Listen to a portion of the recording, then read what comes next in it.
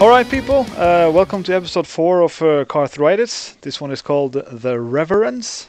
Again, you know, the running theme. This will become apparent to sharp minds, perhaps. Right, so let me just start going around the room with the introductions. And today I want you to recommend one ongoing piece of entertainment, like a TV show or a podcast or something. Right, okay then, I'll start. Hello, my name is Clark, aka Zarkov. One or the other. I can't really recommend anything at the moment. You've really put me on the spot. Yeah. The only one I can recommend, I guess, well, any TV show which I've been currently watching in the recent past, I'd recommend Narcos, if no one's seen it. Watch it. It's all about Pablo Escobar shooting crims and all sorts and drugs and things. Really good. I really like it. That's a great show indeed. The first season is brilliant. The second is... The two first seasons are brilliant. Second is good too. Yeah. The third I haven't seen more than a couple episodes. There's a third series? How much I've been watching it. Oh, right, okay. Oh, no, I have seen the third one, yeah. It's good. Alright. Cool. My name's Sargoth, and I am gonna take this moment to recommend a podcast called Waking Up with Sam Harris. It is by far my favorite thing to listen to. No idea how to describe it. It's a mix of religion and AI and philosophy, and just it goes through a lot of topics that you don't think you care about, and by the end of the show, that's all you care about. Yeah, brilliant. I didn't know we could do podcasts, because I'd recommend the one I'm listening to right now. Well, I tried to preface this with the podcast or TV show, for instance, but yeah, go ahead, Clark. Oh, I didn't hear that. Well, I just started listening to Hardcore Histories. Oh, yeah. Yeah, really good. And it's all about World War One. I'm going with at the moment. It's really good. I get to listen to how France surrenders all the time. Yeah. It's fun. Are you biting your tongue there, Antistar? Choosing not to listen. I think our guest just left the program. No, I'm still there. All right, I'm KVD, and I would really recommend The Expanse. It's a new science fiction show. Oh, really? And it's about, well, it's set a few hundred years in the future. And humanity at that point has colonized the entire solar system, and there's like different fractions, like humans colonize Mars, but they have become independent of what happens on Earth, and they're also colonizing the asteroid belt, where a lot of valuable material or supplies and whatnot. I lack the word right now, but yeah, so that's like a political thing going on between Mars and Earth, fighting for control of the asteroid belt, and it's really nicely done. Very high production values. It's I think it's like the Game of Thrones of sci-fi at the moment. So I would really recommend it. I've seen 5 or 6 episodes, and I did find the production value to be high, but I found the story a bit lacking. Was I in the wrong there? Eventually, it picks up. It takes a while to get into, but once you're like at the end of season 1, it starts to really get going. Yeah. All right. Yeah. But I had the same impression the first few episodes, I have to say. Okay, so I guess based on your recommendation, I'll pick that back up, because I did enjoy it in some way. Definitely would, and there's a very, very strong actress called Shore Agdashlu or something, or however you pronounce that. Bless you. And she That plays very the. sexy. Yeah. You know who it is? No, I just say the name, and then the way you pronounced it was very sexy. She's like an older woman, but she's still. So she's Zarko's type, actually. Any hole's a goal for me. I still remember how old was the oldest girl, sorry, you had sex with Zarkov. Remember when you said it on the message board? I can't remember now. That must have been a long time ago. She was something like 57 or 58. Oh yeah, yeah. You tried it on the MB. I bet she still had a spring in her step, Clark. She hadn't quite retired yet. You may not beat my SMK PR, Sarkov, but that beats my PR. I'm pretty sure this is some kind of PR you're not in a hurry to beat at all. Well, I'm sure I'll beat it when I get to that age. Yeah, I'm about to say, we'll all beat it eventually. I believe we're digressing. Yeah. So it comes to me, I think, right? Yep.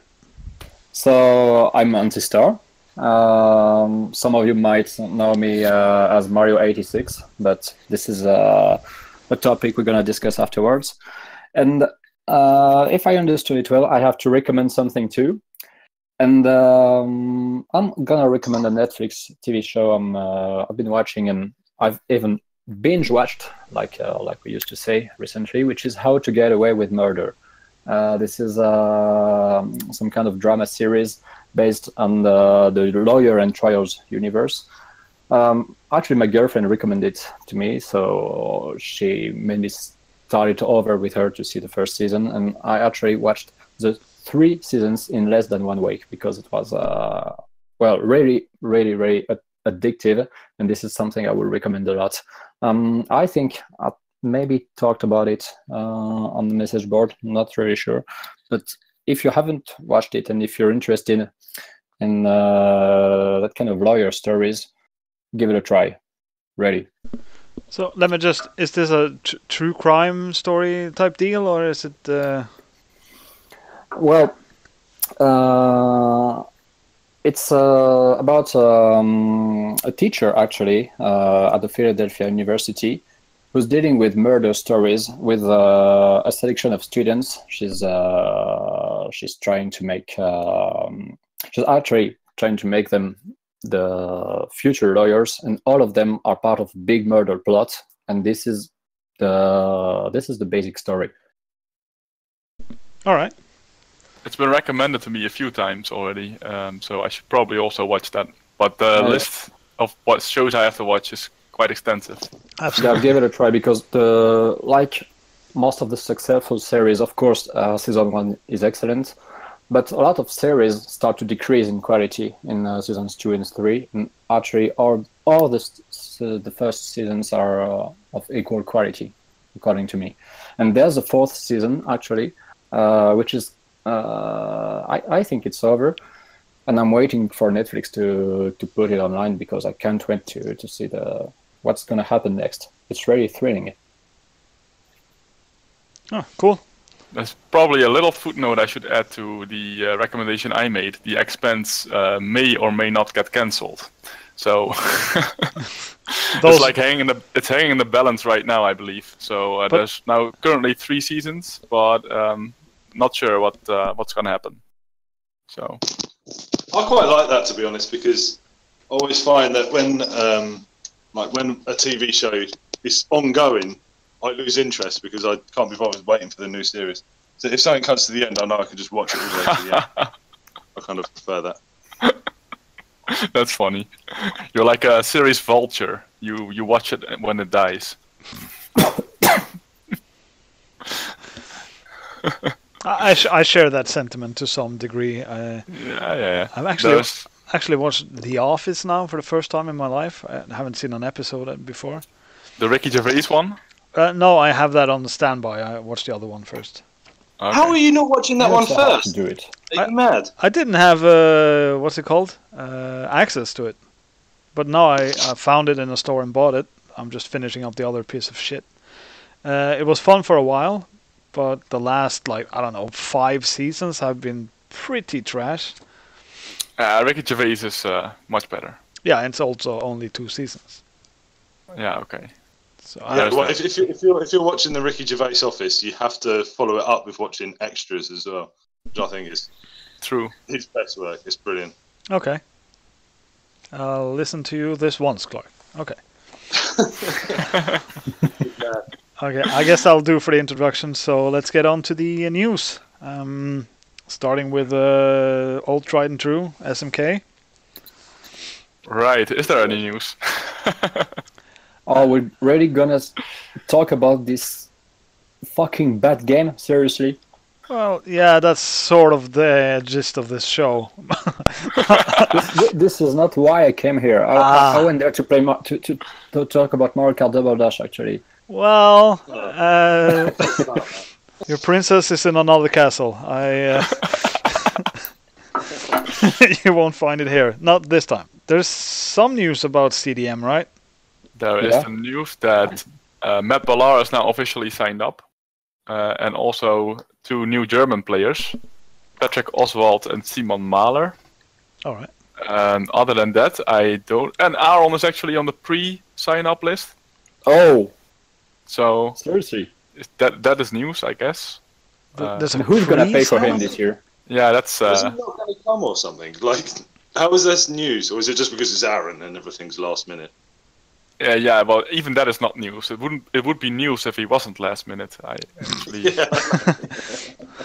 Person paying for it remains to be determined, but it might be me.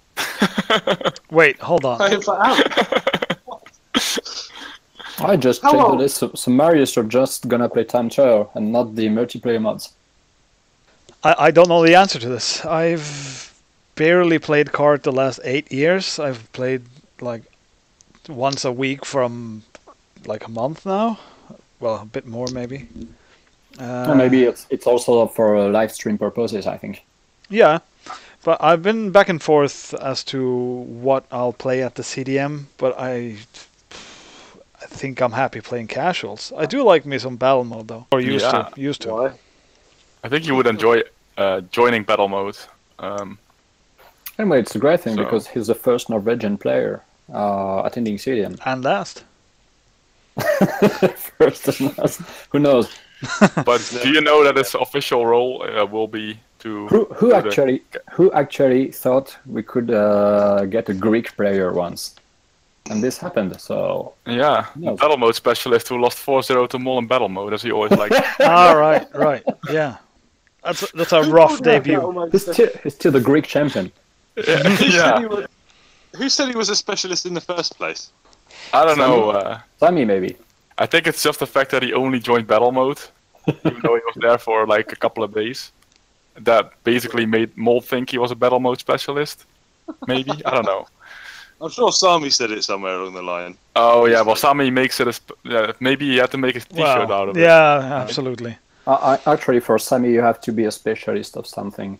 Even if you're the last, you're a specialist of... You're the specialist of losers, actually, but you're still a specialist of something. Yeah, like Camille Battier. Yeah, giving a specialist. Exactly. Nailed it. I love Camille Battier. But what kind of specialist? What kind of specialist can Zarkov be, actually? Clark Shell specialist. Clark Shell specialist, sexy specialist. No, the pink shells. Squirrel King is the maker of Clark juice. Well, yeah. All manner of things. But I remember back in 2011 talking about Camille, and I played him at GP, and he missed the zoom start, and he didn't get angry. He just put the controller on the floor. Oh, I remember this. I'm not playing. And he just sat there and watched me finish. And then that was it. He didn't play anymore. He just put it on the floor. So he is a give-up specialist. You actually played against loser at that moment. Nice, yeah. But it was just, I couldn't believe it. I was like, who is this guy? And then someone told me he's a give-up specialist. So I have a little story that ties into that. Because Lafango, his controller, is actually inherited from Camillo. Because Camillo said after one CDM, this last CDM, I don't know which year it was. I think 2012. 2012, of course. Yeah. This was the first one Lafango came, exactly. And this was the last one we saw Camillo. And Camillo was like completely fed up with it. He said, I'm never gonna play this game again. And then Lafango said, was still searching for a Pro MBT controller. He got drunk as hell that night, remember? There was a video of it. Yep. And Camillo was like, he picked up on this conversation they were having, and he said, "Yeah, if you can find my controller somewhere, you can have it, because I'm not gonna even look for it. But you know, just if you can find it, it's yours." And sure enough, Aaron for one night. that's the controller he's still using now, Lafango. So. Oh wow, that's pretty cool. That's a nice story. Hold on, is that the Well, controller you Fundo. played with last week, Carl? That was actually good? Yeah, as it happens, I also used it for a little bit, because my controller kind of gave up on me. And Lafang goes on holiday, so I figured I would use his controller instead. So you're clinging on to the scraps of Camille then? Yeah. Alright. Yeah, well, I've been known to have some rage quits too. We all have.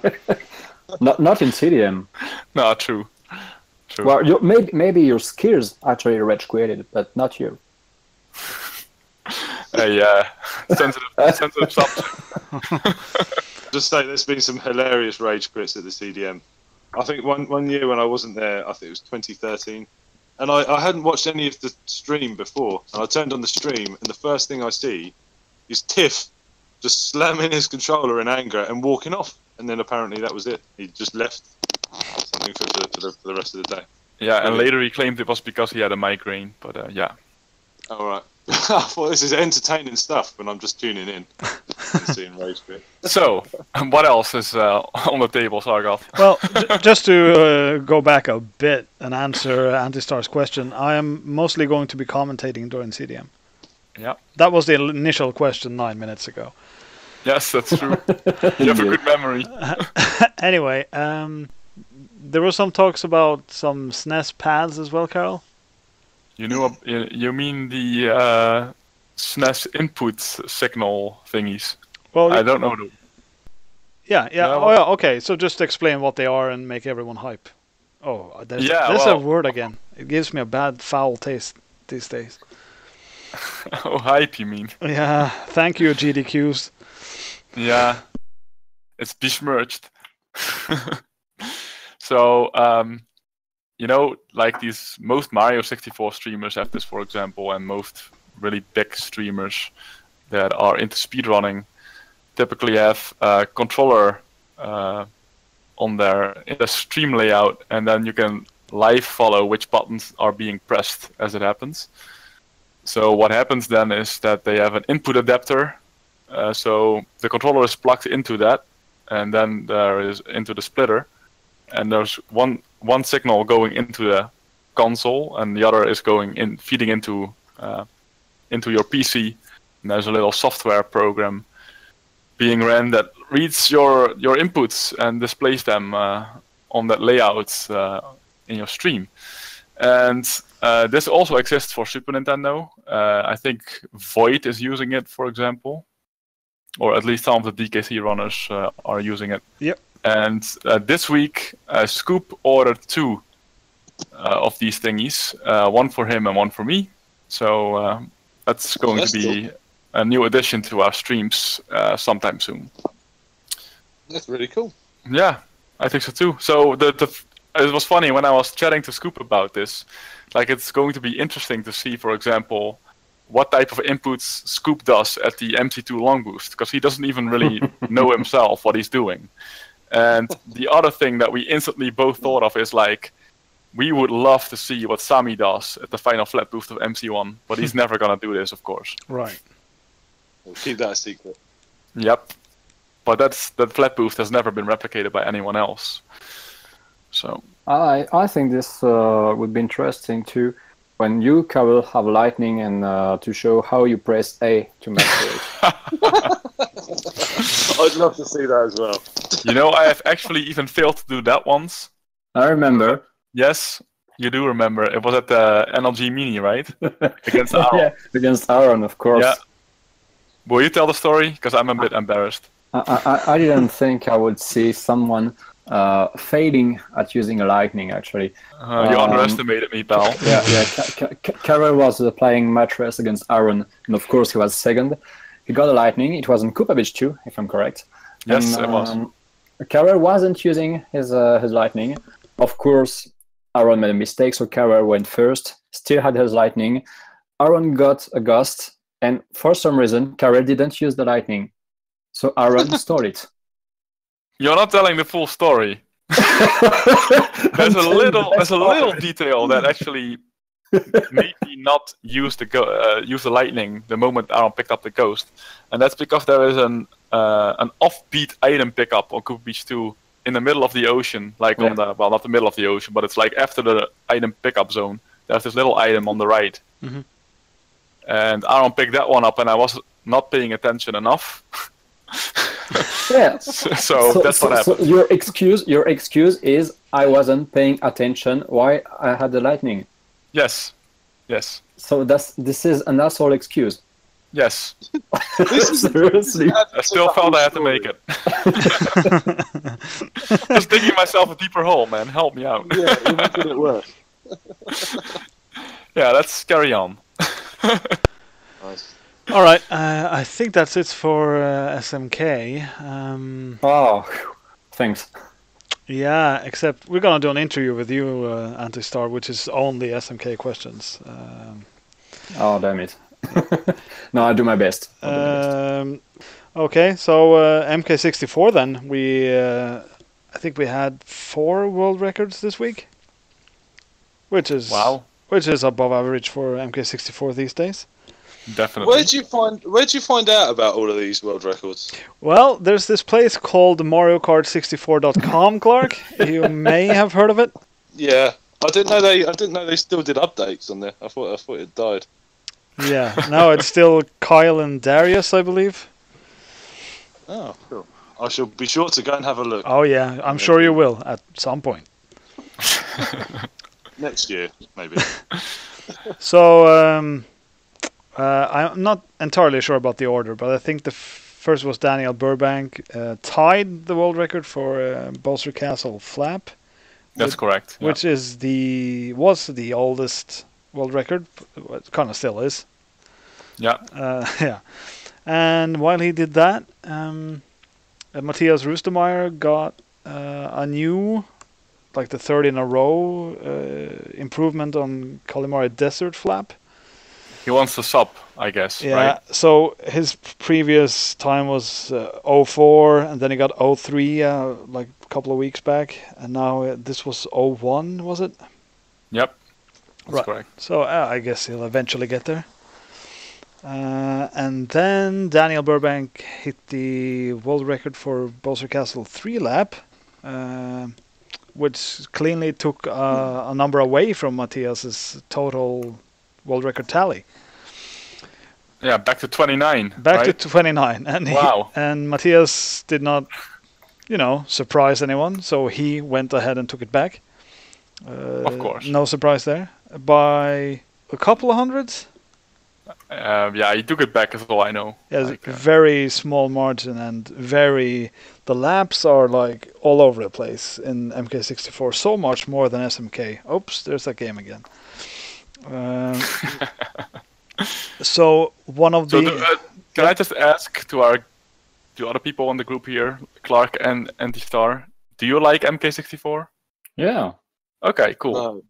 I wish I could play it better, actually. This is a game I would like to be a bit more competitive at, just to attend the Mario Kart 64 Mate ones. Oh, wow. And, cool. And win one race against David Moore. Well, you don't have to... But no, this is actually one of my favorite Mario Kart games. I almost never talk about it, but I find it better than Double Dash, of course, better than Mario Kart DS, better than Mario Kart 7, I think.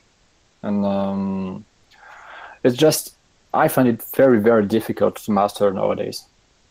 Yeah, we agree on most things, I think, Antistar, and that's another thing. As usual. Yeah. MK64 is... well, Zarkov apparently doesn't agree. No, well, I'm not a huge fan of playing it. I don't mind watching it. It's quite cool to watch it on stream, but as far as playing it goes, I've never enjoyed it. Maybe that's because I didn't play Super Mario 64. I should have played that as well. But no, I mean, my opinion personally, when it comes to good Mario Karts, and this is going to be hugely controversial, is Super Mario Kart. And then Mario Kart 8, I like that. I think it's a really good one. No. I think you're right. I also love Mario Kart 8. Yeah, I think it's a great game. And my favourite aside from SMK. Wow, high praise. Yeah. It's better than all the previous modern ones. I will agree with that. Yeah, definitely. Yeah, I mean... Have you played MK8, Sargoth? No, I have not. Should I? Ah, well. Yeah, well, if you're finished with Odyssey and Breath of the Wild, then you probably should. I am, but I'm being talked into by the wrench mother to get something called Captain Toad the Treasure Tracker. Oh yeah, no. That game, that's a good game. You should play That's a that good game, but okay. I think now that we have Antistar in this, happen to have him in this conversation, I think he can like beautifully explain why you should play more Breath of the Wild after finishing Just Ganon. Oh, I could talk about Breath of the Wild for probably 420 hours. So. Here we go. What do you want me to talk about Breath of the Wild? Because there are so many things. No, but why is it worth it? Yeah, like, that's the only briefly question. summarize why it's worth it to play it more than just completing Ganon. I think Breath of the Wild just makes the whole Zelda series restart from scratch. This is just like you started the first Zelda on NES 30 years ago, but with the current technology. So you start with a big landscape just around you, with almost nothing clear to do. Actually, you just have to walk and discover the world around you. This is why I found it such a bad game, in my opinion. Mm-hmm. I mean, this is my unpopular opinion again, but I played it for ages, and I was just walking around for ages, not doing anything. I didn't know what was going on, and I just got bored. Yeah, there are a lot of things to do, and I agree that everything is not really clear at the first. But fighting against Ganon, of course, this is the. I'm not gonna say this is the end of the game, because there are so many things to do after you beat Ganon. But when you start the game, you don't even think about fighting Ganon, because you just realize you are free to do anything you want, just like you could never do in any previous Zelda episode. So, of course, defeating Ganon, defeating the forces of evil is the main thing you have to do in the end. But Breath of the Wild is all about discovering, exploring, getting extra challenges you never had to face in the previous episodes. It's really a new vision of the Zelda series. Of course, not everyone is gonna love it, but to be very, I don't know if the word objective exists in English to say this, but it does. Okay, but to be objective, it's really one of the greatest games ever. Of course, some people might not like it, but I want to like it, and I've played it for a while, and I do plan on giving it another go. But you play it on Switch or on Wii U? On Switch. Okay, yeah, it's even better on Switch. Of course, everyone has his own experience on the game, but just to give my personal experience of it, when I bought my Switch, I booked 2 weeks of holidays just when Breath of the Wild was released, because I was sure it would probably take 2 weeks for me to enjoy the whole thing and probably complete the game, which actually didn't even happen, because 180 hours after, my completion rate was something like 42% or something like this. And yeah, and my first day of playing was like, I put myself on the sofa, I start the game, I discover everything, I don't see the hours passing by, and well, it's something like 11 p.m, I'm tired, and I say to myself, but I can go to bed with the Switch and play with my headphones. And so I played until the battery went down. And this is something that I would ever not, I probably never did this with SNK. I think my longest Super Mario Kart session ever was something like perhaps 7 or 8 hours. In Breath of the Wild, I had 14 hours one. Wow. That's crazy. Session. Yeah. And I remember talking to you about this last CDM, and you told me that there was one person you know that played even more than you. About Breath of the Wild? Yeah. Yeah, my mom. Wow. Yeah, that cracked me up. It's pretty crazy. And she's not, and this is a very interesting point, because she's not really into Zelda games. She's a gamer, actually. She loves video games, but Zelda was not really her type of game. But this one was so different from the previous ones, and looked like the modern adventure or even RPG games.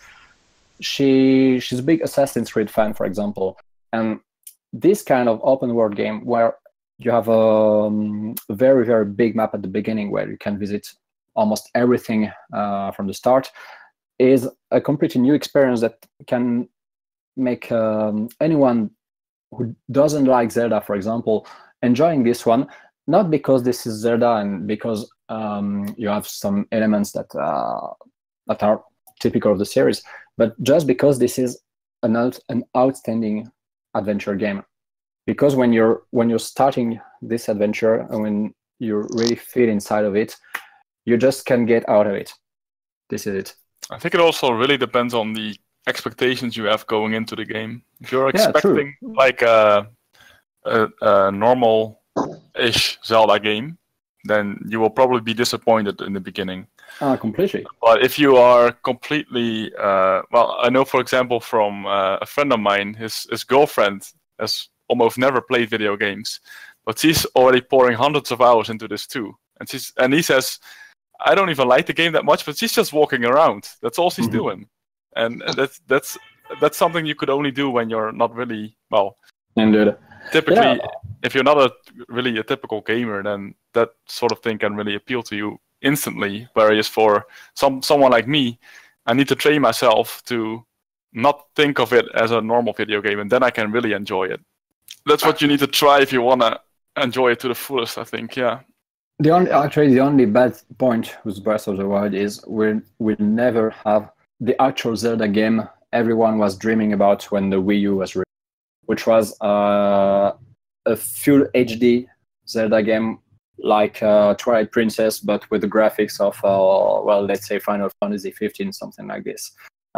Everyone was expecting a more adult and high-definition game. And Nintendo's not really caring about being that strong in terms of graphics or stuff like that.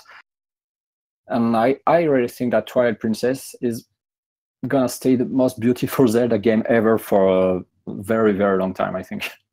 They still have some loose ends to improve. but Breath of the Wild is beautiful, actually. It's just it's probably not what everyone was expected from a 2017 console game, of course, but it's still very, very, very beautiful. And the map is so huge; it's impossible to have something which can be as beautiful as a PlayStation 4 or Xbox One game with such a big map. It's impossible. True. And you can just think about this game on a portable console, actually. You take the Switch everywhere you want, and you have this big, insane, endless world in your fucking hands everywhere you want. This is something you absolutely never experienced before. Yeah, you could even play it whilst sitting on the toilet. Yeah, of course.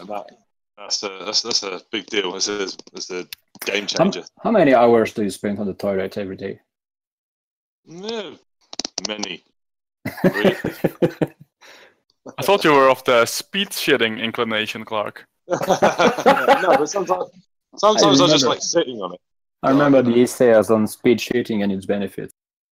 Yeah, that's one of the finest topics ever. I should bump it. Absolutely, it was one of the finest message board posts ever posted. And I won't dump it. Thank you, man. High praise. Yeah, I've slowed down in my old age, though. That was when I was a young 20-something. I'm very searching for speed cheating on the MB message board. So, Sargat, is there any way we can get the show back on the rails? Well, do you want to talk about, while Mario is searching the message board, talk about the Midwest Speedfest, Sargat? Because I saw a link posted by Dan, but I can't access it. But maybe you know something a little more about it. The Midwest Speedfest was something I looked into last week, and it looked like a very interesting little speed marathon. It's 3 days or whatever. And it had one of the most refreshing lineups I've seen in a long time. And our guest from episode 0 is going to be playing Super Mario Kart there, correct? That is correct, but I don't, because I can't access the link, I don't know when it is exactly. I found an excellent post by yours, Carol. I found it. He's going to do an All Cups SMK run at the Midwest Speedfest at the 5th of August, about noon CDT, whatever that converts to in our time, I don't know. Yeah, But the 5th of August, so we haven't missed it yet. No, right. So I found it. It starts on Friday, the 3rd of August, which happens to crash a bit with Evo.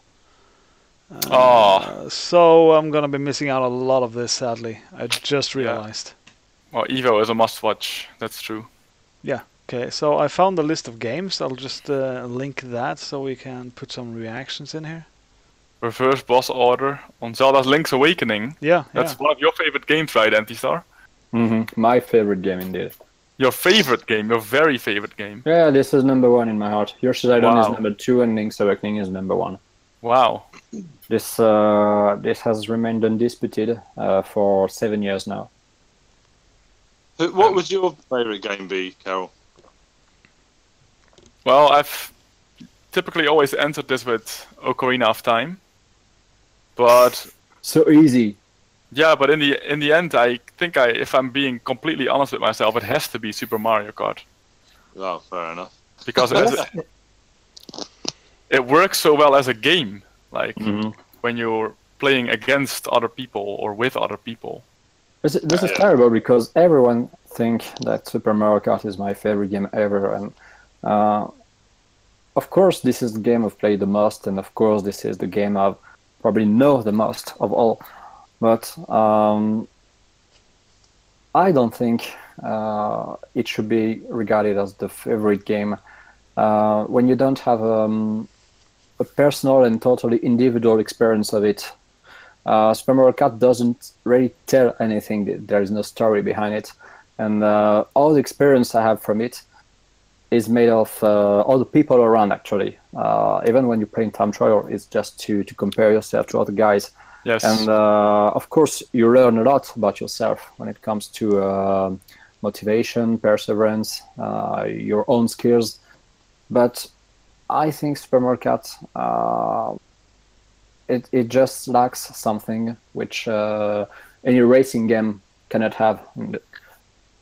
Any kind of adventure game might be my favorite game ever, but a racing game just cannot.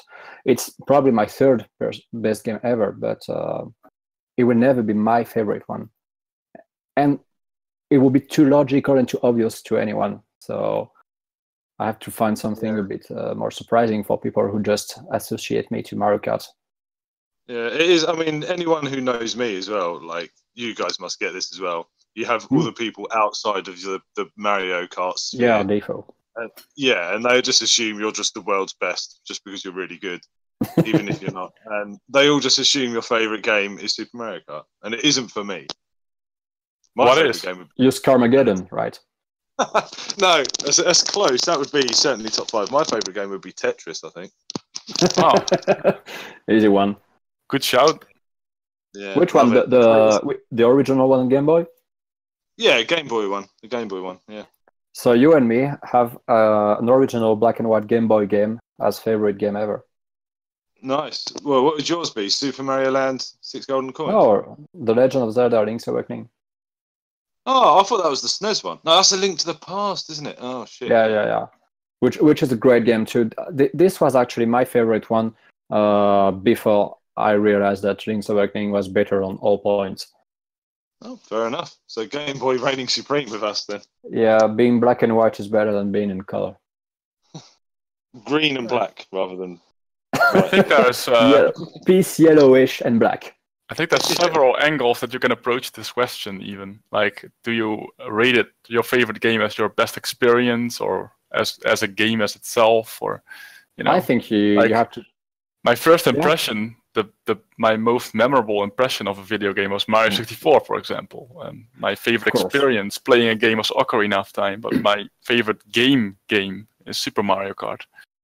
I think this has to be a combination of a lot of different elements. your personal experience of it, the first contact you have with the game, the way you would rate it as if you were a video game journalist, for example, and all the different elements, like music, gameplay, challenge, level design, etc. You have to rate a lot of things to describe which game might be the best of all, just because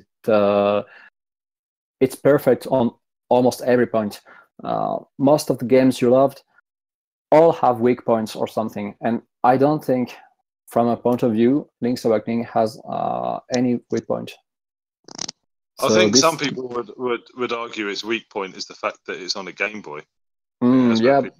This is actually where I think the game is so strong, because of course it's a black and white game on Game Boy, and it's a game which shows so many strengths in terms of level design, in terms of gameplay, in terms of global intelligence of gaming, plus the music, the complete music of the game is, well, I'm not gonna talk a lot about Link's Awakening because this is gonna keep me up all night long.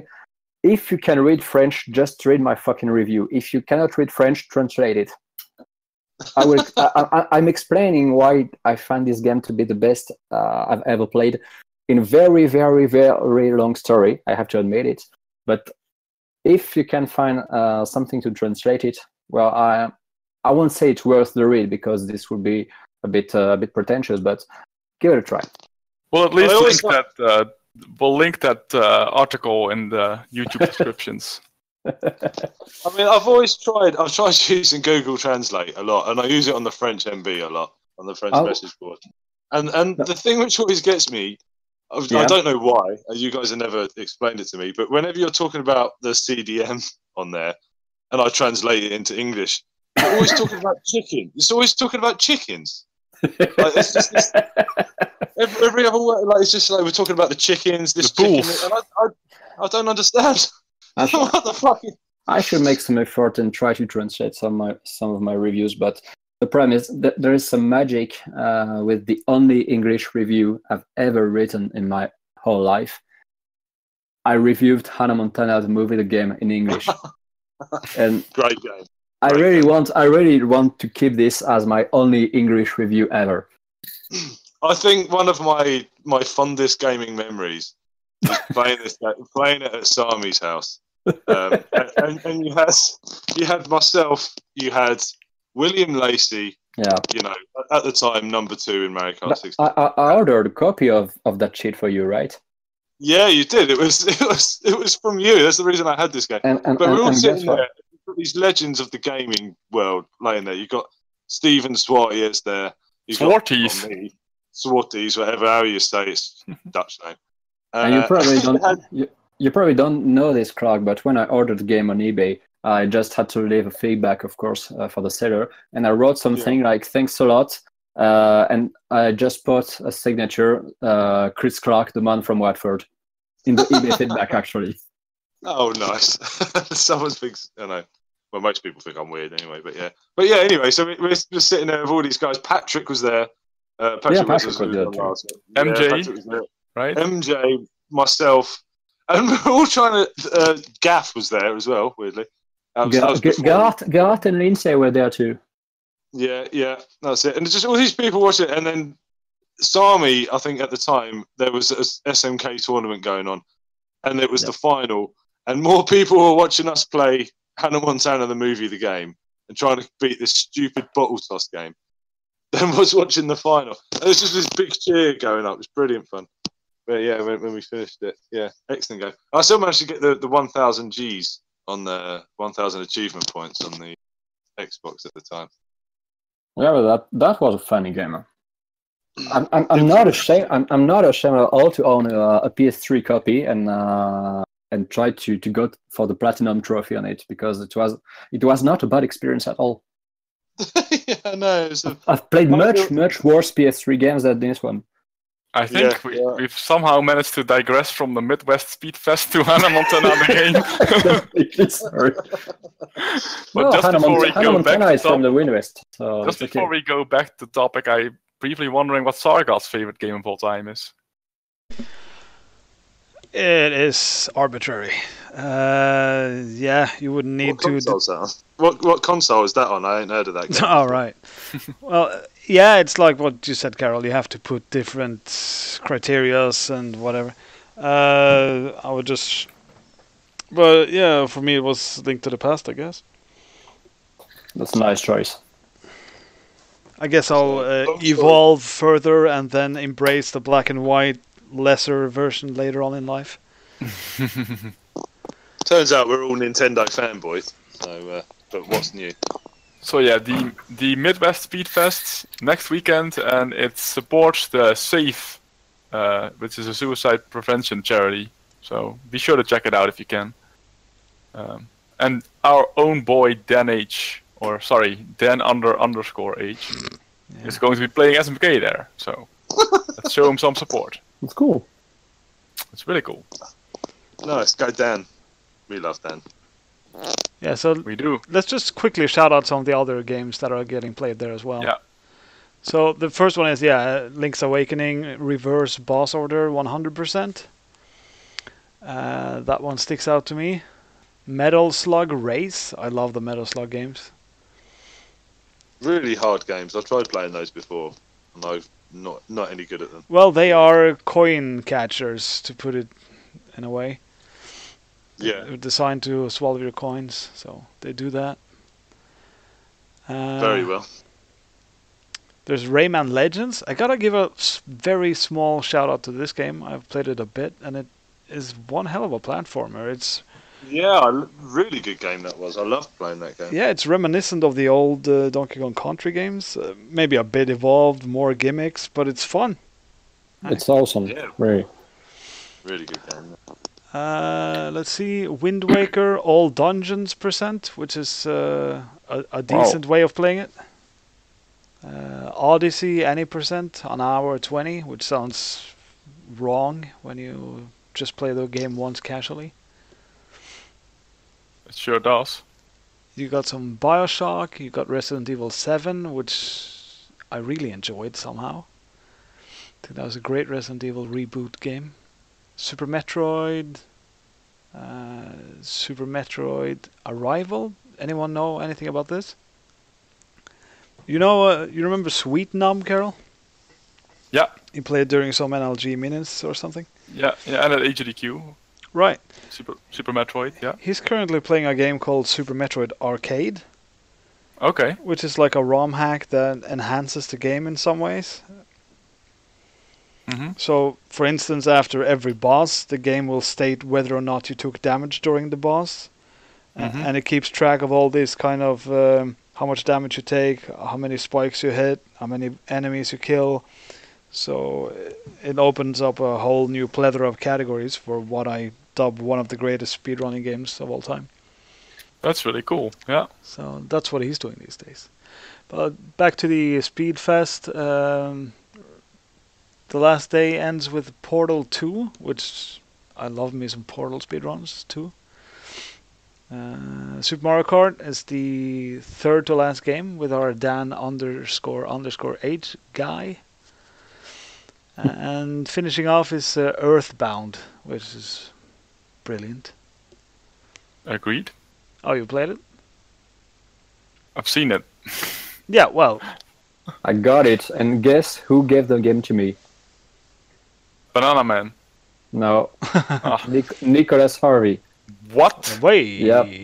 I actually own a game Nicholas Harvey owned before me, and he sent it to me.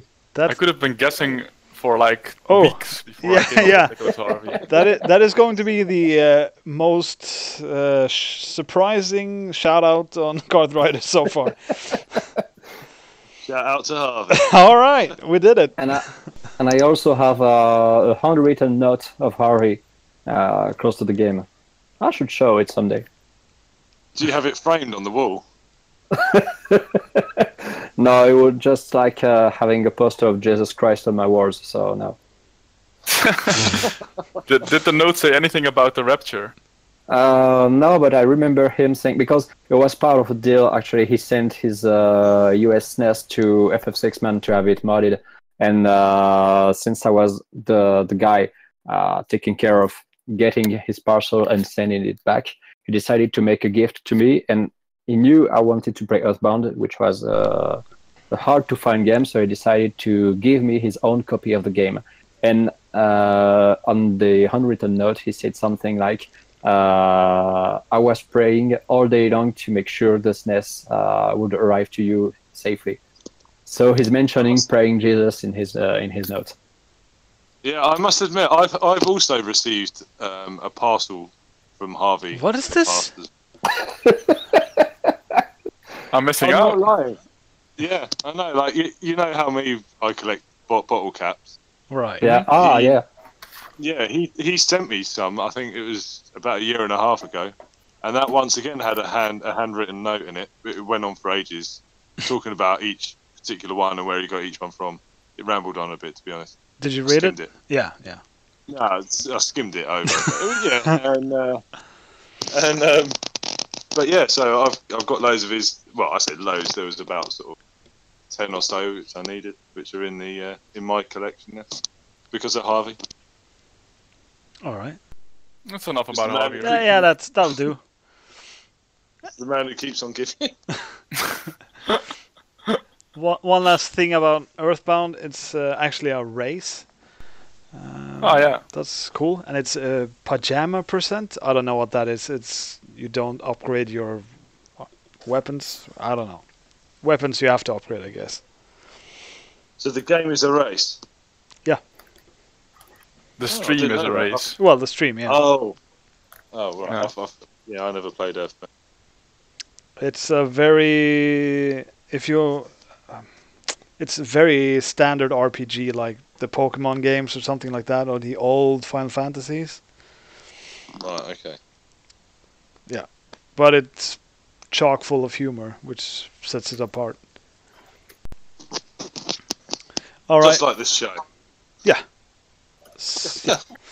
So that's what happens next weekend, the Midwest Speedfest. All right. And this weekend, there's the ESA. I think it's coming to a close soon, isn't it? Yeah, exactly. Yeah. So we're a bit late on announcing that. I should have done that last show. Yeah. I've missed like pretty much all of it, but I have seen the crazy feat that the Mexican runner pulled off. Yep. The blindfolded Battletoads turbo tunnel thing. What the hell is that? Completely crazy. Yeah. So he pulled a bag over his head and just finished something that is even hard to do when you're looking and have trained. No handkerchief strats? Well, doesn't look like it. It sure looks legit. Yeah. Pretty crazy. But I don't know anything else about ESA, sorry to say. No, sadly, I haven't watched any either. I used to pay pretty close attention to ESA. They started the same year we did NLG 12. Yeah. And they kept going unlike us. Mm-hmm. But we've sort of been on terms with them, and you've been there a couple of times performing? Yeah, I've been there 3 times, or more like 2.5. That's... Once was only for a day. Oh, okay. Yeah, it was also a crazy story, actually.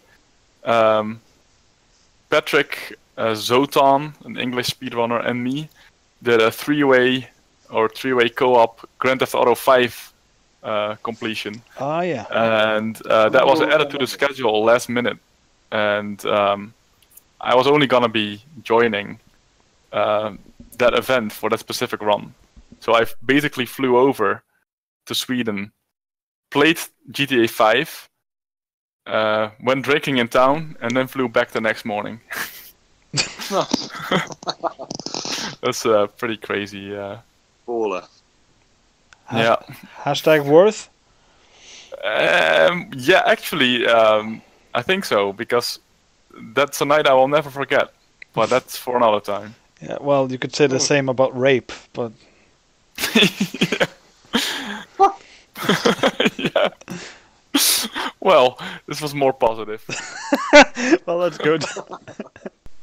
That is good. Not much more positive, but more positive. More. Marginally. Yeah. All right, I think that's the scheduled topics. Let's do some interviewing. Yeah.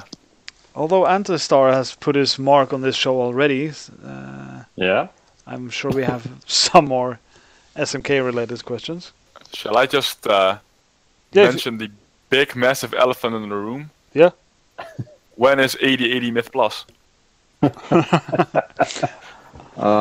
Someday. That's an asshole response. No, the asshole response would have been never. All right, true. You're both at 79, or is there something else? No, he has 79 as the only SMK. Oh, okay. Carries at something like I think between 50, 60. Something like that, yeah. But yeah, this is something I should really like to do someday. I haven't given it up. This is just a matter of time, and this requires a lot of patience and organization, because when I will start playing Rainbow Road for this goal, I will need really not to stop playing it until it's done, because this is something which I won't do in a couple of sessions. It will take dozens of hours, many hundreds, I don't know. Perhaps I will stream it. Depends on the way I feel with my driving skill at that moment. But to be perfectly honest, the only temperature-related goal I have for this year is hitting one world record wherever you is, just for this specific statistic, which is to have one single world record 11 years in a row, which is something that Carol actually never did. We both have a record with 10 consecutive years having a single world record. And so this is something I really need to do. And of course, I could try to combine this with the Rainbow Road adventure, but hitting this world record is so hard that I need to secure something, I won't say easier, but less hard to make sure I can reach this 11th consecutive year with a world record. And Rainbow Road we call afterwards, because I don't think somebody is gonna get 80 Myth Plus before me. No. So I think I probably have all the time to do it. And this is something that is probably not gonna happen this year. Maybe next year. Who knows? I don't know. I think your answer pretty much says it all, because you just said that going for the Rainbow Road 5-lap world record is something you find daunting, and that's 126.64. So you would need to have 126.62, and the Myth Plus requires 126.38. So I don't know what Sami was thinking, but that's absolutely bonkers. I still think this is the hardest Myth Plus of all, which explains by a nautical mile. Yeah, yes. Which explains why I don't have it. And this is funny because this is the first Myth time I got this Rainbow Road Pole 5-lap. I got my first Myth time, the first of 80 there, and this is a track where I haven't evolved at all in 10 years. Because but it's kind of funny in a way. Yeah, you have 79 out of 80 Myth Plus. Yeah, and your best track, one of your best tracks is Rainbow Road, and that's the one you're missing. So that says it all, right? I think actually the problem is I almost never played NBT in that part of the game.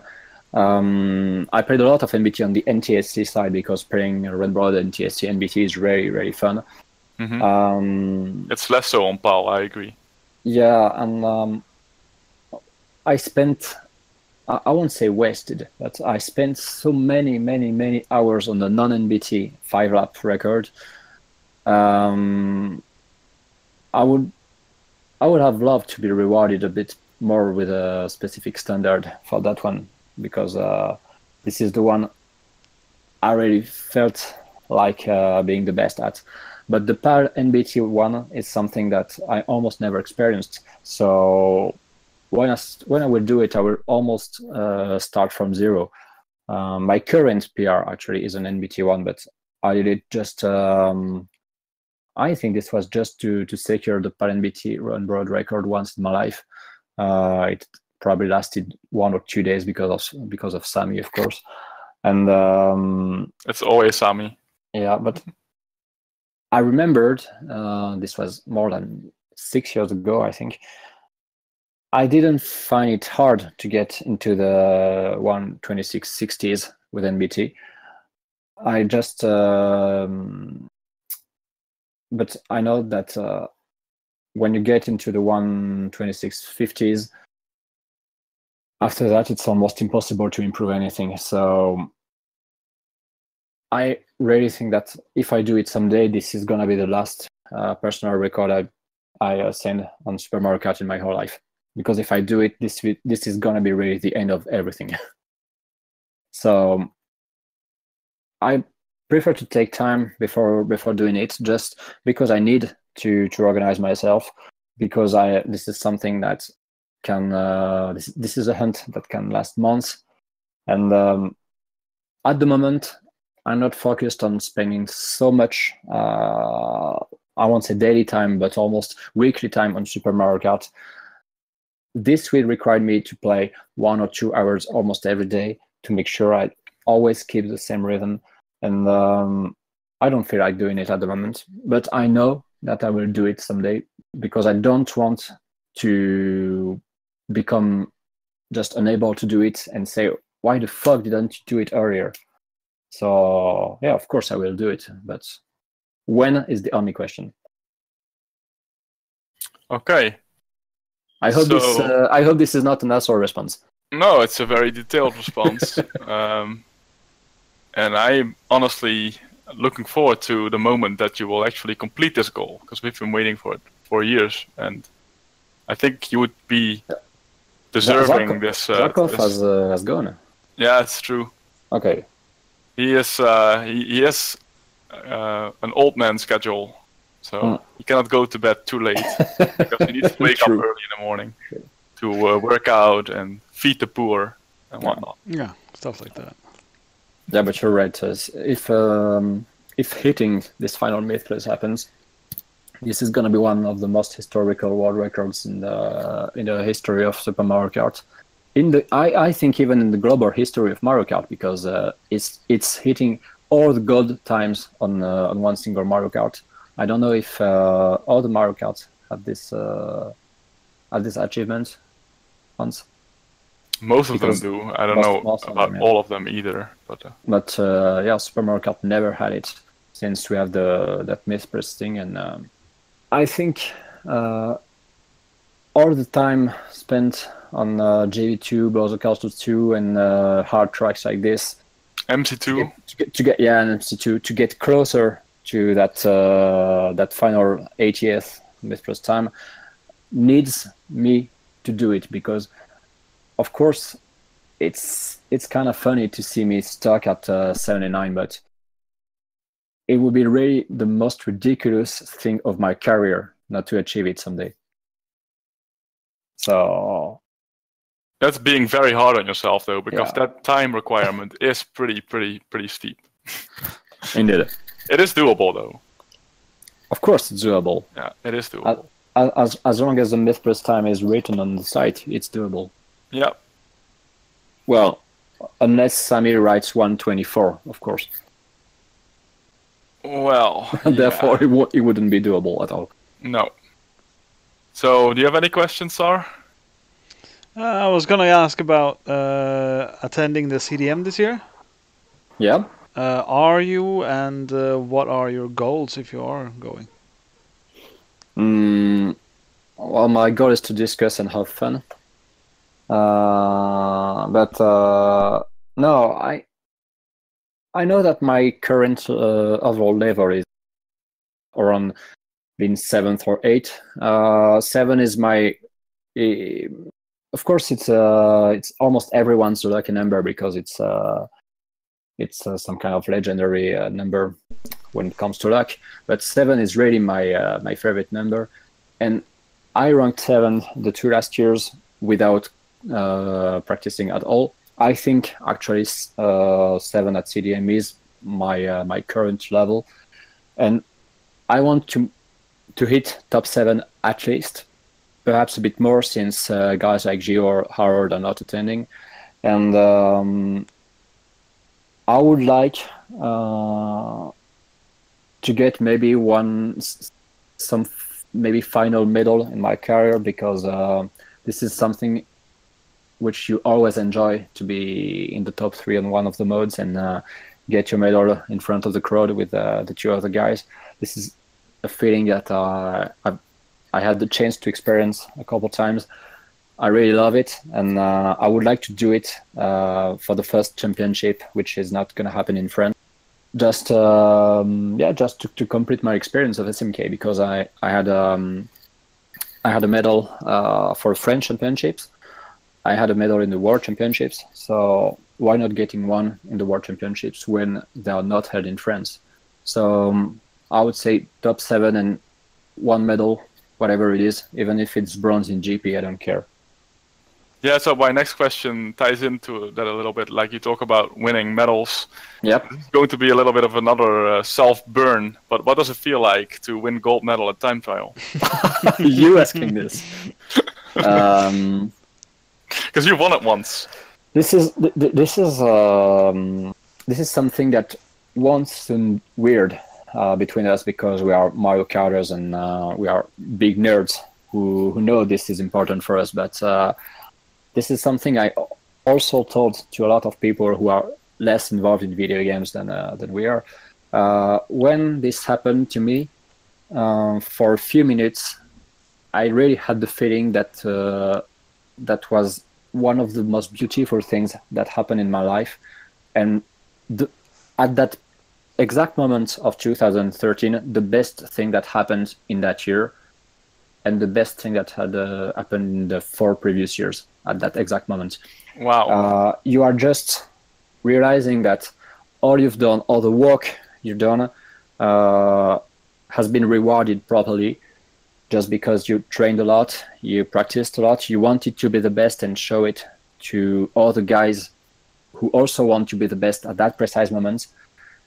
And yeah, you just feel you feel complete. You feel proud of yourself. You feel this is this is gonna be a bit stupid, but I would like to compare it to some kind of sex climax. Just because, wow, you've done it. This is awesome, and now you can rest a bit because you've done what you want to do. And yeah, absolutely.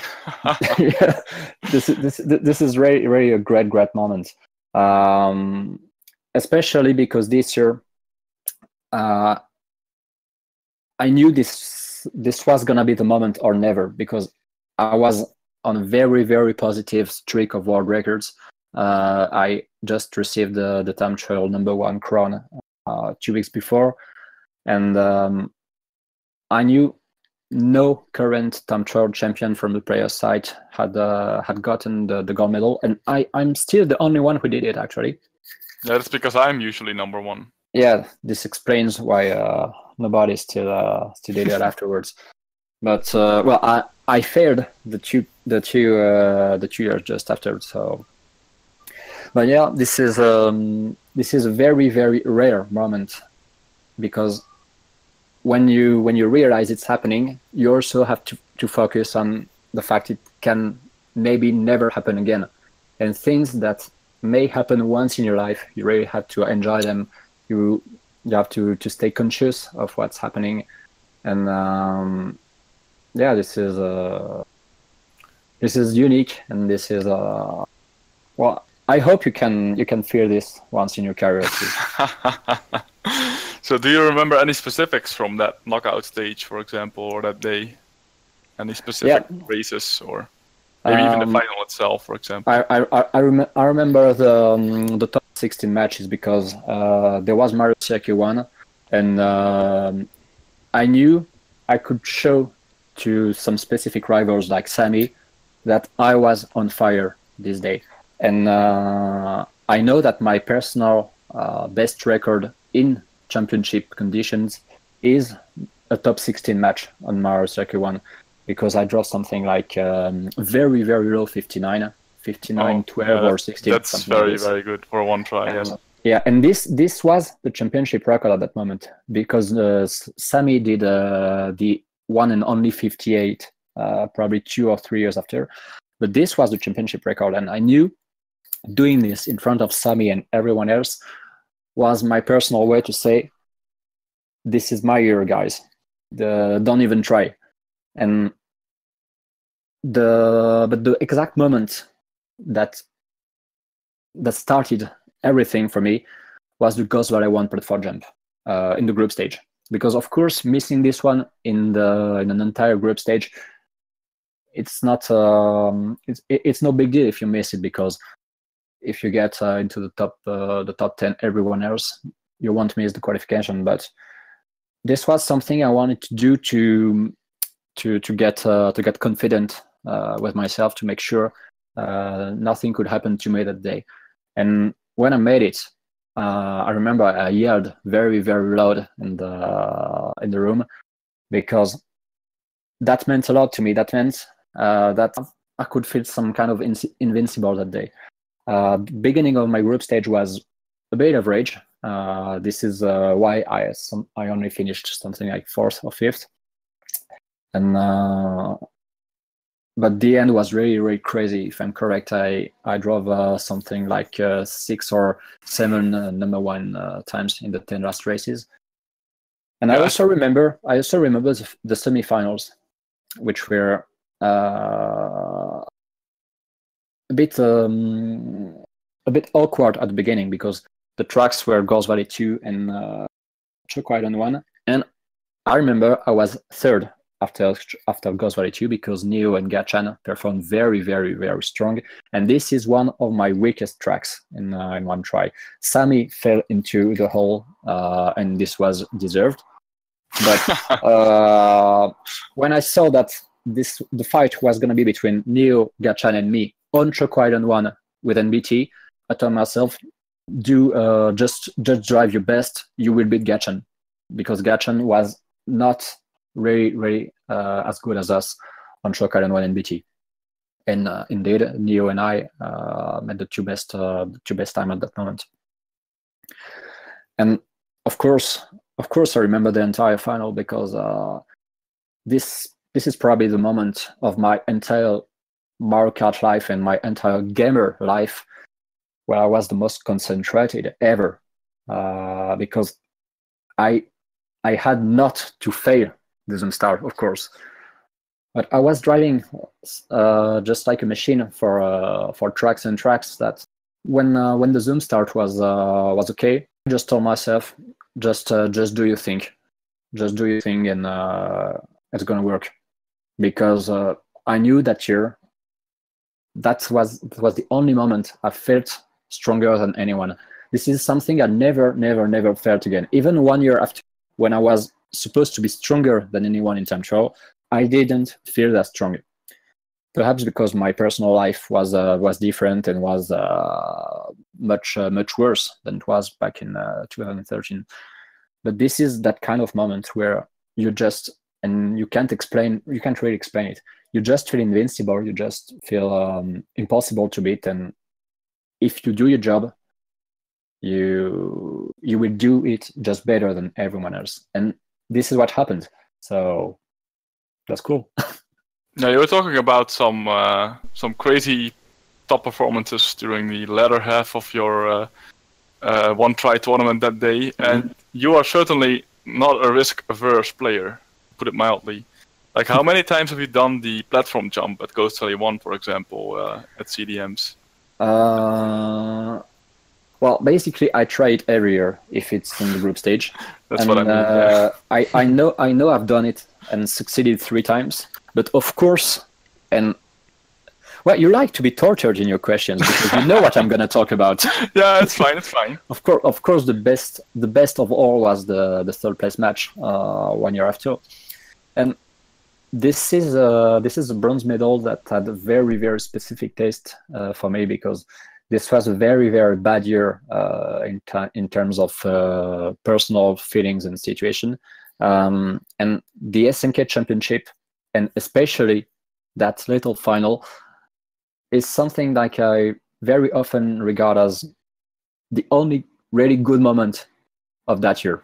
So I needed to find some kind of source of hope to make sure things would be better in my life afterwards.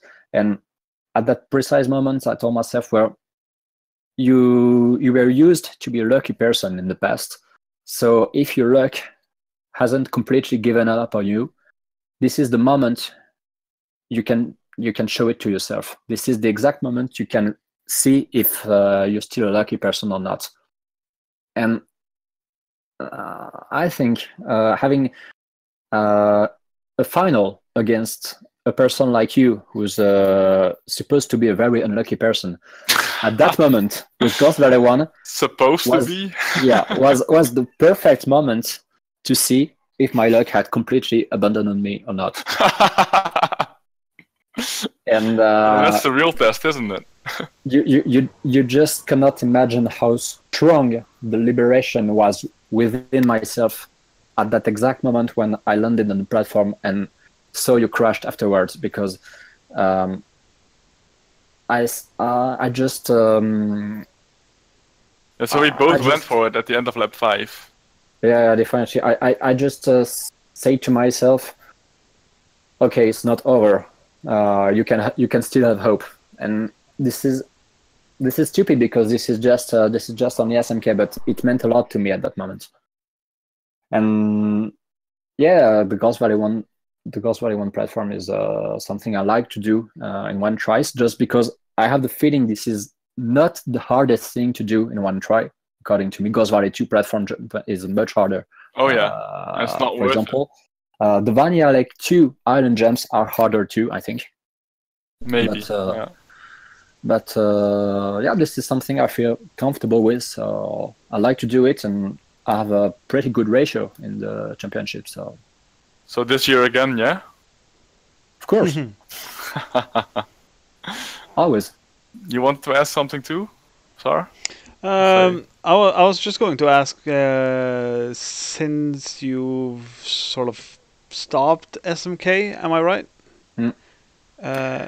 What have you moved on to, or are you competitive in any other game? Well, yeah, I can say that I've kind of stopped SMK for 3 years now, I think. But I don't want to be competitive on other games. Video games are I cannot even say that's an important part of my life. Video games are my fucking life. I work in the video game industry. I collect video games. My girlfriend is also a video game collector, and she really loves it. So, and your mother, let's not forget. My mother also loves video games, or my friends, of course. You're born from video games. At some moment, I felt like there would be some kind of overdose if I would play video games competitively, because this is something I really want to still see as a hobby, something I want to do for my personal pleasure, just to enjoy myself. And when I was competitive in Super Mario Kart, my life was different. I was not working in this universe. I was playing other games too. I was talking a lot about it with a lot of people, but video games didn't have the same importance in my daily life than they have today. And at some moment, when you have the feeling that you can be some kind of disgusted from something as beautiful as video games are, you have to say stop to a couple of things. So this is why I decided to retire from the Super Mario Kart Association presidents. This is why I also decided to play much less Super Mario Kart competitively, and focus on enjoying the games and writing about them, attending shows to discuss on this. And of course, compete on SMK at least once a year, because CDM is something I just can't miss. Amen. Yeah, CDM is really part of my life. I've met so many great friends thanks to that event. It's not just about the medals I got or the experience I got for my personal skills and mental and physical skills. It's also about all the people or the social experience around it. This is something I don't want to miss. And this is something I still want to attend every year, but I still want to be a bit competitive because I know I've been a champion once. I know I'm regarded by the community as one of the 10 best players on this game. Easily, and I don't want to be ridiculous. I know that even with very few training, I can do something correct. Of course, I attend this thing to be competitive once, and being competitive in video games in 1 or 2 weeks in a year is not it's not really a big. Yeah, it also makes it fun, right? Yeah, indeed. In a way, if you don't put too much pressure on yourself, indeed, it does make it more fun. Oh yeah, I get that. So you're also going to CDM with another thing in mind, which is the possible. Yep. Well, I'll let you tell it actually, because I think you know what I was referring to. Yeah, of course, because we have a specific project, which is to broadcast the CDM on the French TV. Because I work in a very, very big media structure in Paris, which hosts the biggest video games website in France and in Europe, which I work for. One of the biggest movies website too, and the gaming structure inside of it is very, very important, and it does a lot about esports, and there is a specific esport TV channel that was created in the beginning of the year. So this is a project we have we had discussed a couple of weeks ago with the guy who created this esport channel. We wanted to show the Super Mario Kart Championship, perhaps not live, but at least a couple matches and analysis and interviews to just to show how it works, just to show something different from regular esports competitions. Because of course, when you think esports nowadays, you think about League of Legends, about Call of Duty, about Clash Royale, about Hearthstone, FIFA, etc. But you don't think at all about Mario Kart, and especially not about Super Mario Kart and retro gaming, because esports is not made of old stuff, apart from Street Fighter at the Evo scene, because from time to time they play arcade Street Fighter 2. If I'm correct. Street Fighter is an exception to that rule. That's true. It's a complete exception. Smash Bros to some extent as well. True.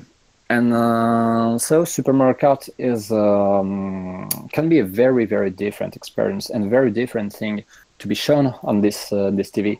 Who wants to display very, very different types of gaming? And since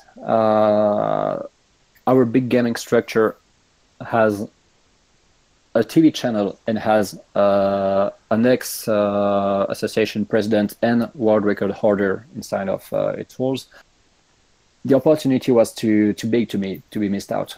So we decided not to broadcast the CDM live, because this is going to be a bit short to sort things out in time, and we don't know if this is going to work or not.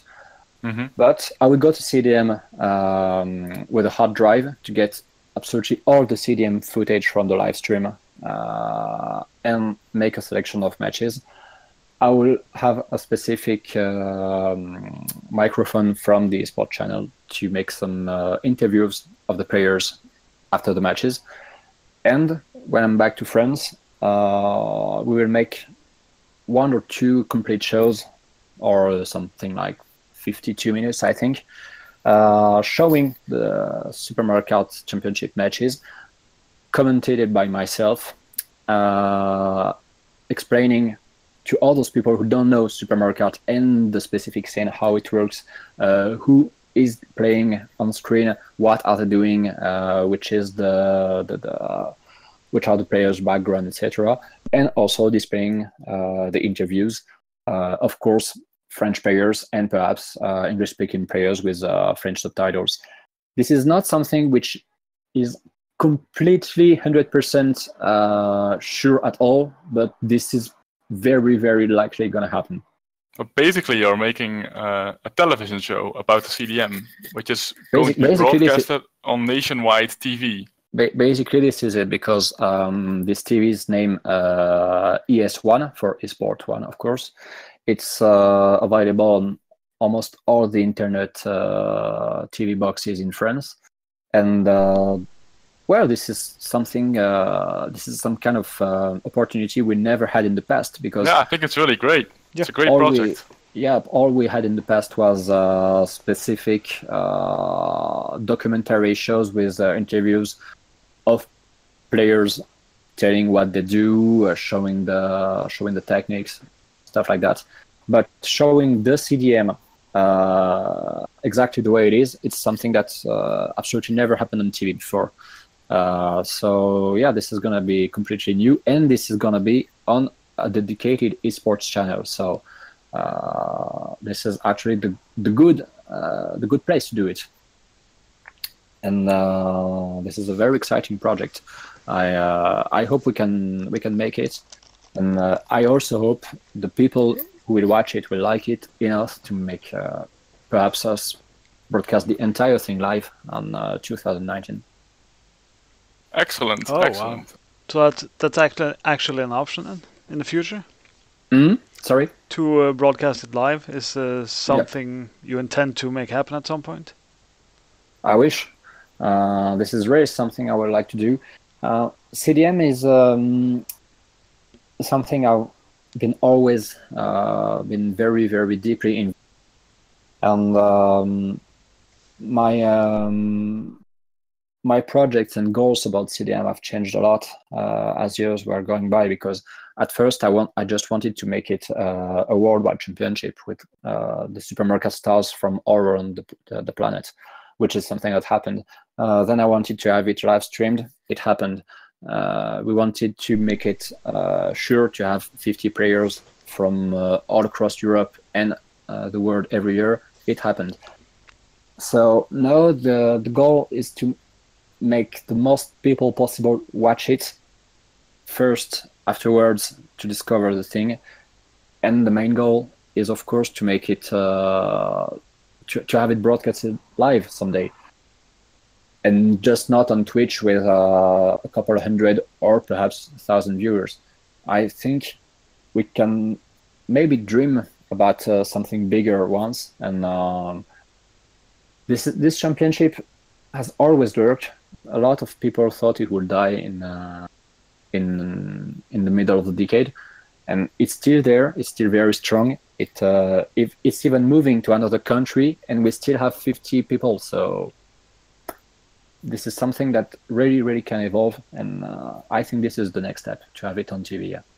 Yeah, if you would have asked me 10 years ago if the CDM would still be going in 2018, I would have hesitated to answer. I would have probably hoped that it would, but I wouldn't be sure of it. Exactly the same. I would have thought most of us would be probably in our 30s and a lot of other occupations. And exactly, that part did happen. Yeah, actually, this one is not hard to predict. Actually, I did get older. right. But this is not something I thought that would be so cool, because we had 35 people 10 years ago, and we would probably have been very, very happy to get as many people as we had 10 years ago, but we have much more than we had. And this is really the craziest thing. We have much, much, much more people than we had to do when we thought SMK was at its peak. And this is probably where it shows this is a great event, and why it's gonna continue all across the years.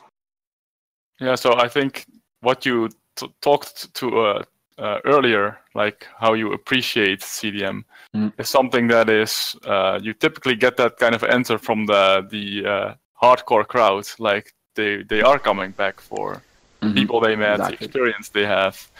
I think that's testament to the event.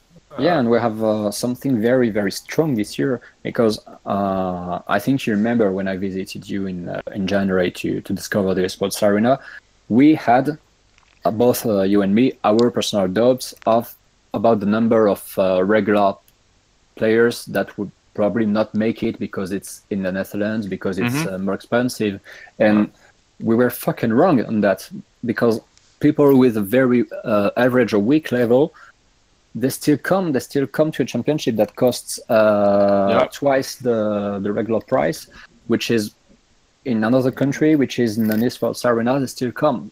This is the power of SMK. Yeah, really. So it's kind of puts a responsibility, I feel, on my shoulders as well. Of course. For the next one, that I don't want to screw up this chain, link in the chain. No, I don't think you guys are gonna screw up anything. I think you're gonna do it well. I hope so. You've been part of this community for probably 15 years. The Super Mario Kart, the championship community for 10 years. You know how this works. You've experienced it very close to the organizing team every year, and no. I really don't see how this could be a worse CDM than any other Earth. This is really probably going to be a great success, and I can't wait to be there. This is really something I'm expecting to attend, and much more than 2 years ago, for example. First one outside of France, so it's going to be exciting one way or another. Yeah. Yeah, and taking the train for 2 hours and a half for a foreign country to play SMK with my buddies and rivals is something that I've never done before. So this is really exciting. And I think Drew summed it up in a speech once. That basically there are no assholes in the SMK CDM community, and that's something that is extremely rare in any gathering of people that are like 50-fold or whatever. So he nailed it. This is a very, very unique event, and I think the fact we can have it on TV can show to a much larger crowd what is CDM and why this is such a unique event in the gaming universe, because I don't think there are video game championships like this in Europe and perhaps even in the world. There are a lot of retro gaming contests. There are a lot of events during a whole weekend, but CDM, I don't see anything that could look like CDM actually. I have yet to find another event like it as well. And I don't even see a game which would get an event which would like CDM. No, yeah, exactly. It's a special type of game that can facilitate an event like this. Like you need like a more mature crowd. SMK is really, very special and very unique. So I think we've sung our praises enough about CDM for the next 10 years in this last hour. Yeah, so I was gonna say much of why we started this Karthritis show. I want to say backup, but it's a new show. But it is to put sort of an atmosphere, or I'm reluctant to say hype, around CDM, just leading up to CDM. That's why we started now, at least. And I gotta say, this very long talk about CDM has very much put it into context in new ways for me, even. The way you talk about it, Antistar, is deep, drenched in knowledge. CDM has been a bit like my baby, actually. So. I think you are going to be hard to surpass as the most passionate guest we ever had on the show. Yeah. Perhaps. I'm always passionate when I want to talk about things I really like or want to testify about. Don't change that. No, that's great. This is never gonna change. Just like I said, if you guys could read French, you could read my video game reviews on the site and see the passionate way I talk about some of the games I played and loved. This is a part of me when something is important to me, when something means a lot to me, when I liked or loved something. I want to share the experience with the people. I want to say why I loved it. I want to say why this changed my life, or I don't want to keep it for myself. And when it comes to CDM, why keeping for yourself something that you actually share with the others? So you're a practicing preacher, missionary?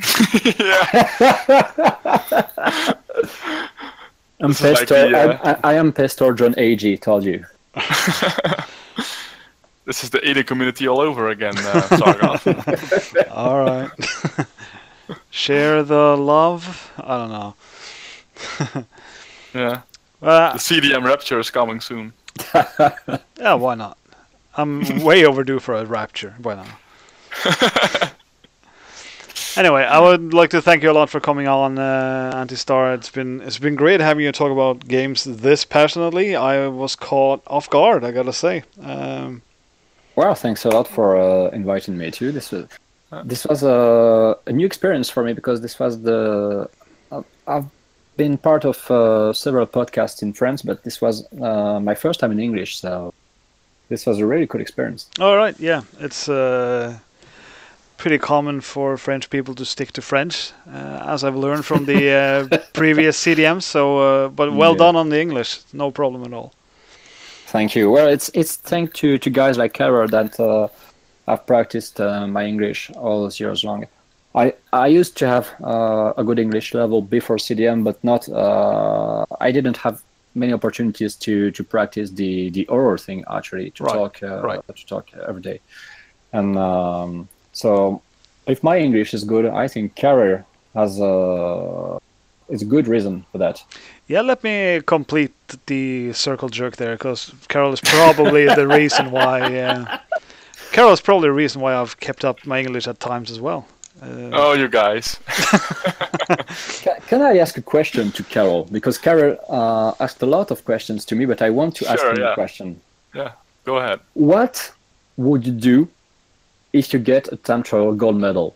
At the exact moment you get it, what is gonna happen? Rapture. Because you've probably thought about that moment a lot of times in your life. Yeah, right? but I've never thought about how I would react. To be honest, it seems so surreal. Yeah. I think I would call my mom. No.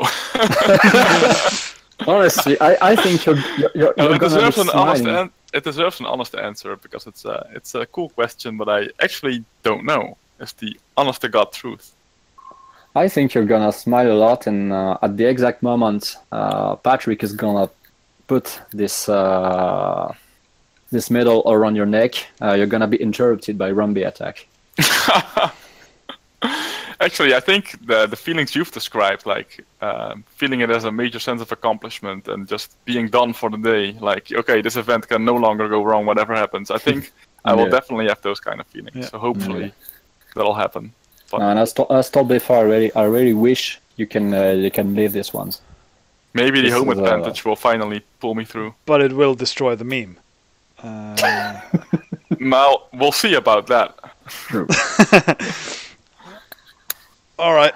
Well, I think that's good, guys. We're just gonna call it a wrap, and good luck in all your endeavors. Until next time. Thanks. Yeah, thanks. All right. Bye. Bye-bye. See ya.